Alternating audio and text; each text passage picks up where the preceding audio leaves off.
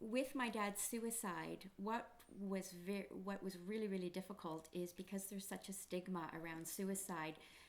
Some people don't understand that you're still experiencing the loss of your loved one, and you need people to be supportive and to talk to you and acknowledge that that person died.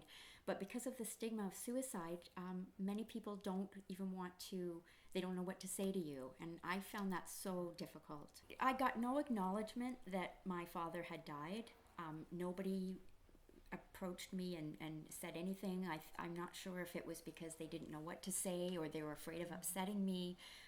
But my dad died, whether it was suicide or regardless of how he died. I lost my dad, and I really felt empty that I couldn't express it at work. I wasn't getting any acknowledgement.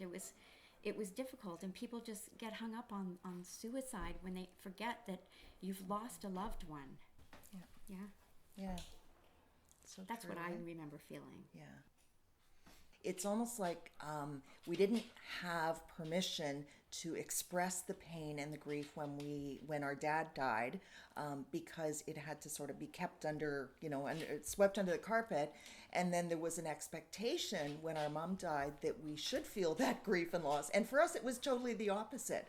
And then recently, Kathy's son is working in another part of the world, and he posted a picture on Facebook that a friend had sent him of a plaque on a tree in a park in Toronto that's in memory of our dad. And he did some work with the city of Toronto and with Mel Lastman when he was the mayor, and he created this tribute to my dad to recognize him. I've never seen it, Kathy has, but it was like, I saw it recently, and it was so validating to think, you know what?